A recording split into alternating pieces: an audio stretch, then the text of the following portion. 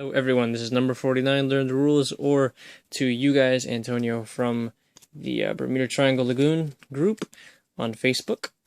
I'm doing this video for you guys because some of you were asking for Bermuda Triangle, or one of you or two of you were asking for a Bermuda Triangle deck profile on Pacifica. Since the Fighters Collection Winter just dropped, we are trying to understand how to play this deck or how to make a deck properly around her. So, I will be here to show you what I got, and I'm going to separate certain cards real quick, and then we get started on it. Alright. Anyways, so, starter, we're going to use, first lesson, Akari.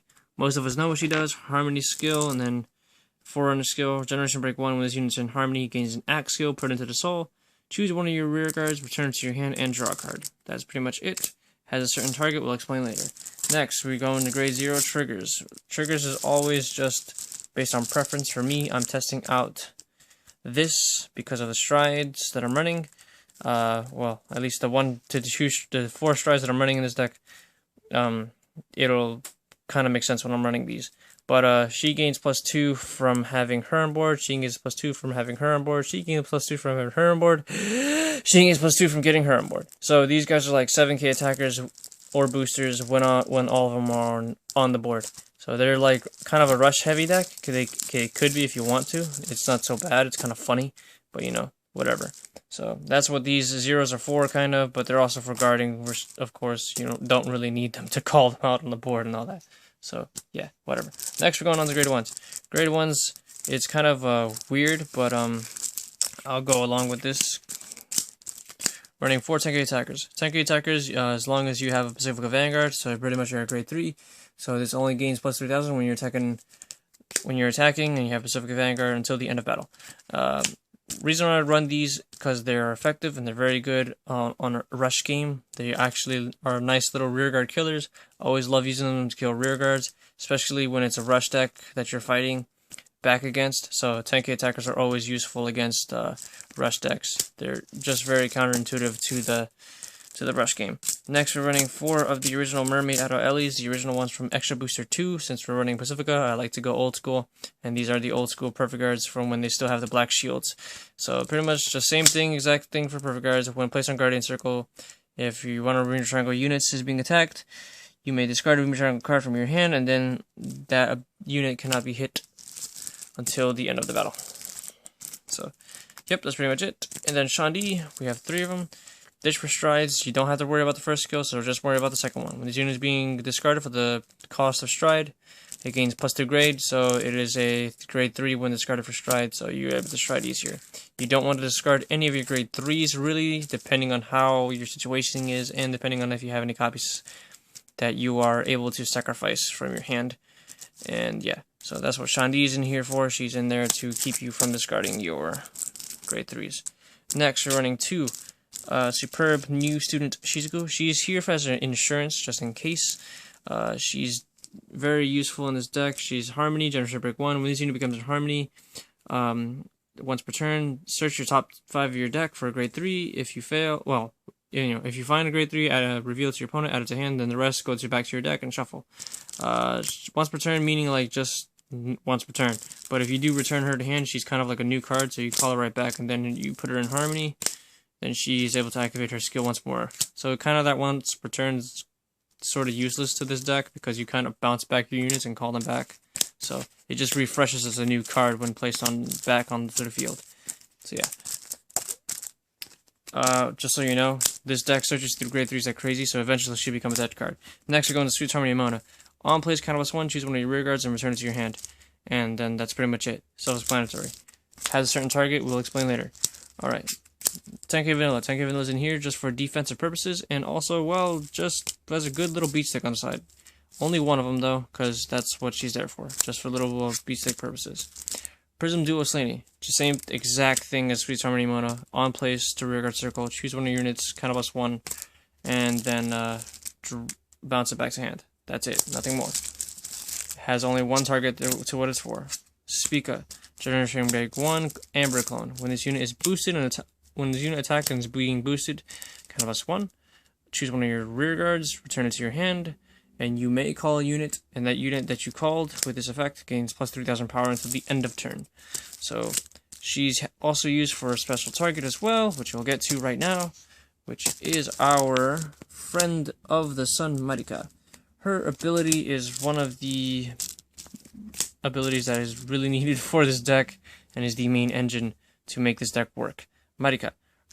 Her ability is when she is returned from rearguard circle to hand, if you have Pacifica Vanguard, you may do all of his abilities that is on this card, because Jesus Christ is a long skill. So I'm kind of just paraphrase it. When this unit is returned to hand, search your deck for a Pacifica grade 3, reveal it to your opponent, and add it to your hand. And if you reveal up to 3 Pacificas with different names, you may countercharge one, soul charge one, and give one of your units plus 5,000 power, which you would want to do this because you need to do this.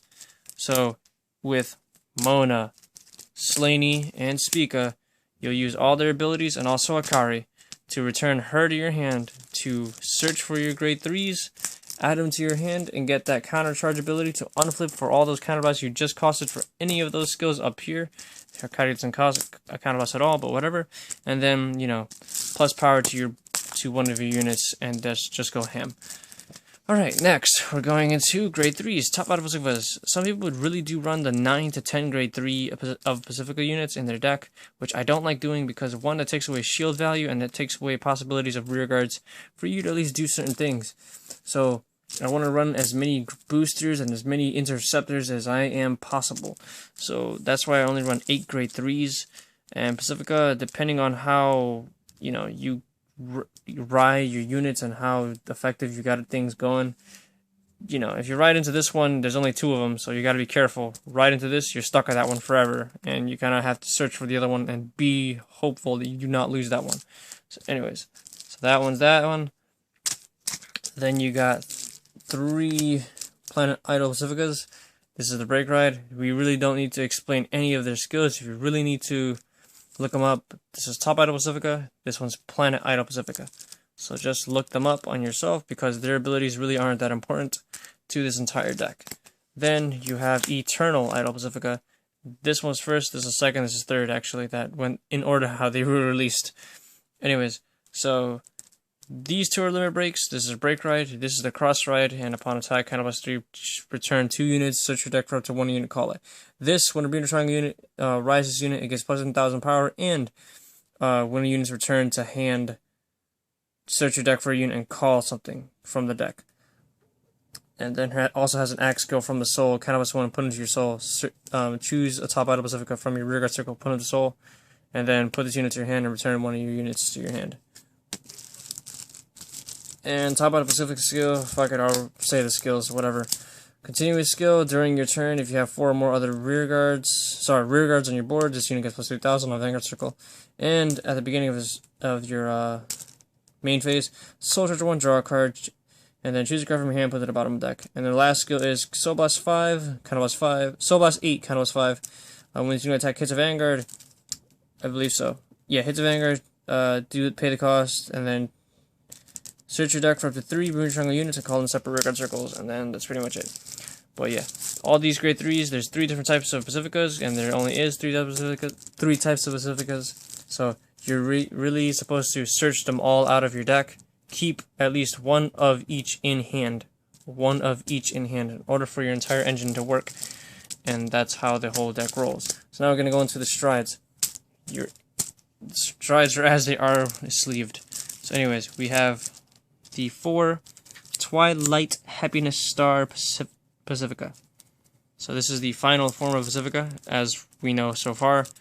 Her ability is Counterblast 1 once per turn. You may choose one of your rear guards, return it to your hand. And Persona Flip, by the way. Counterblast 1, flip 1 of her copies from the G-Zone face up. And then choose one of your rear guards, return it to your hand. Here, I'll just try to do this.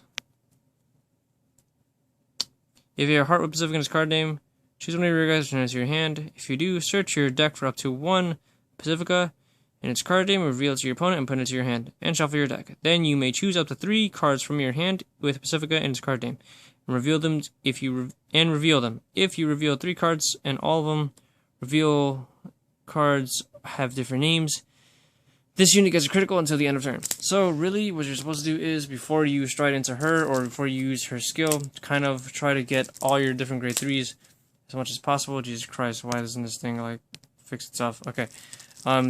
Try to search all for your grade 3s as much as possible with this, because then you go first stride, critical, second stride, critical, or whatever, how you ever want to do your order, because the next one would be Olivia. School, Etoile, Olivia. You got 4 of them here, 2 SPs, yay.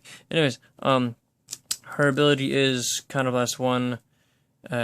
You may only put the cost if you have already one face-up G unit in the G zone, so Counterblast 1 Persona Flip, and you can only pay that cost if you already have something face-up in the G zone, so pretty much you have to stride something else first besides her, so you can't use her as first stride.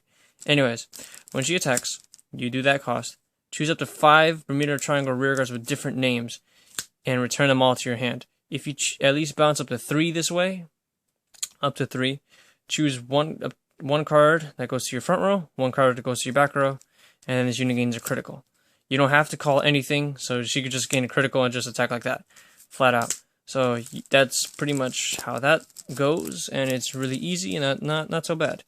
So Marika is your main engine to bounce back all the time, and just to get her critical going, and that's it. So it's always, every time you stride, you should get a critical with your abilities. So that's how that works. So alright guys, I hope you enjoyed this video. I hope it was helpful on giving you an idea, or somewhat of an idea just to build your own deck. Because for me, this is what I'm doing, this is what I'm teching and trying testing out. Anyways, I'll talk to you guys later. Peace out.